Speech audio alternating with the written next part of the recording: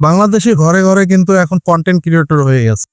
বেকারত্ব যেমন বেড়েছে, কন্টেন্ট ক্রিয়েটর কিন্তু সেই রকম বেড়েছে। তো এই কন্টেন্ট নিয়ে কাজ করতে গিয়ে অনেক সময় দেখা যায় যে কপিরাইট ইস্যুর একটা ব্যাপার আছে, সেখানে কিন্তু তারা ধরা খেয়ে যায়। অনেক একটা শখের পেজ বা অনেক একটা শখের আইডি, ঠিক আছে, সেখানে কিন্তু কাজ করতে গিয়ে কন্টেন্ট ব্যাকগ্রাউন্ড মিউজিক ব্যবহার করে তারা কিন্তু কপিরাইটের শিকার হচ্ছে প্রতিনিয়ত। ইভেন যারা আমরা কন্টেন্ট ক্রিয়েটর আছি বা এমনও কন্টেন্ট ক্রিয়েটর আছে, তারা কিন্তু কি করে, অন্যের একটা কন্টেন্ট কপি করে এনে নিজের পেজে ছেড়ে দেয়, যার কারণে কপিরাইট ইস্যু ফেসবুক নিজের থেকে দিয়ে দেয়। কারণ এটা তার ভিডিও না, অন্যের ভিডিও নিয়ে কাজ করেছে এই জন্য, ঠিক আছে।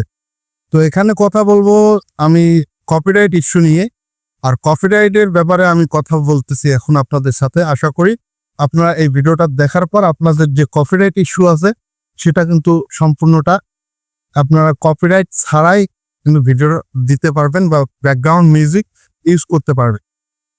তো ব্যাকগ্রাউন্ড মিউজিক যদি ইউজ করেন আমার মতো করে, আমি কিন্তু ব্যাকগ্রাউন্ড অলরেডি কিন্তু আমার ভিডিও যেগুলো আছে সেগুলো কিন্তু আমি প্রতিনিয়তই কিন্তু ব্যাকগ্রাউন্ড মিউজিক দিয়ে ভিডিও বানাই।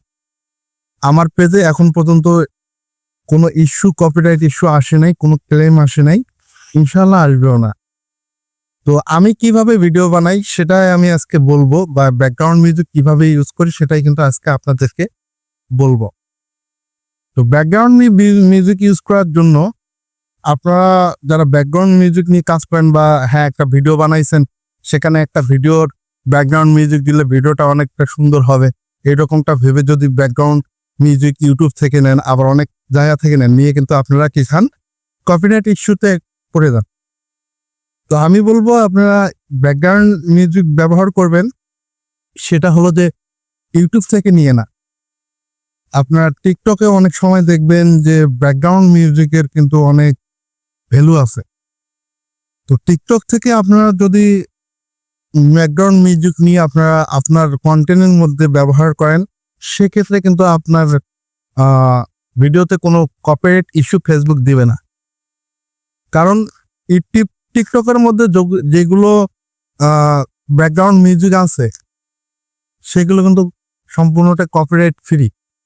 কেননা কপিরাইট ফ্রি কিভাবে হলো, সেখানে কিন্তু 30 সেকেন্ডের একটা ব্যাকগ্রাউন্ড মিউজিক থাকে বা 1 মিনিটের একটা ব্যাকগ্রাউন্ড মিউজিক থাকে। আপনারা যদি ওই 1 মিনিটের ব্যাকগ্রাউন্ড মিউজিক আর 30 সেকেন্ডের ব্যাকগ্রাউন্ড মিউজিক নিয়ে আপনারা যদি সম্পূর্ণ আপনার ভিডিওতে যদি দিয়ে সম্পূর্ণ একটা ভিডিও তৈরি করতে পারেন, তাহলে কিন্তু কোনো কোনো ক্লেম আসবে না, কপিরাইট ক্লেম আসবে না। আমি এইরকম করে কিন্তু আমি ভিডিও বানাই, যার কারণে আমার ভিডিওতে কোনো ক্লেম নাই, নো ইস্যু, নো পলিসি, ঠিক আছে। তো আশা করি আমার এই কথাগুলো আপনাদের কাছে ভালো লাগবে এবং আমার ভিডিওটা কিন্তু আপনারা দেখবেন, ঠিক আছে। তো সবসময় চেষ্টা করবেন নিজে কন্টেন্ট বানিয়ে, নিজে কন্টেন্ট তৈরি করে ফেসবুকের মধ্যে আপলোড করে দেওয়ার জন্য, তাহলে কিন্তু আপনারা সফলতার মুখ দেখবেন। আর অন্যের কন্টেন্ট নিলে কি হয় যে তার কন্টেন্ট তার যদি চোখের মধ্যে একবার পড়ে যে আপনি তার কন্টেন্ট নিয়ে কাজ করতেছেন বা তার কন্টেন্ট কপি করে এনে আপনার পেজে ছাড়তেছেন, সেক্ষেত্রে কিন্তু সে ক্লেম দিতে পারে। তো সবসময় চেষ্টা করবেন নিজে কিছু বানিয়ে কাজ করার জন্য, তাহলে সফল হতে পারবেন, তাই না? হ্যাঁ, কপিরাইট ভিডিও দিয়ে আপনারা সফল হবেন, একটা সময় দেখা যাবে যে কন্টেন্ট কপিরাইট ইস্যুর জন্য আপনার পেজটা উধাও হয়ে গেছে, তখন কিন্তু আপনার কান্না ছাড়া কিছু না। যে পেজটা আপনার একমাত্র আর্নিং এর কারণ, যেটা দিয়ে আপনার ফ্যামিলি চলে, সেটা যদি কপিরাইটের কারণ হয়ে দাঁড়ায়, তাহলে কিন্তু কোনো কিছুই থাকে না। আর সর্বশেষ একটা কথা বলবো, সেটা হলো যে আপনারা যে ব্যাকগ্রাউন্ড মিউজিক ইউজ করে থাকবেন, সেটা হলো যে টিকটক থেকে নিয়েই ইউজ করেন, ইনশাআল্লাহ কোনো কপিরাইট ইস্যু আসবে না, যেরকমটা আমি করে থাকি। তো সবাই সুস্থ থাকবেন, ভালো থাকবেন, খোদা হাফেজ।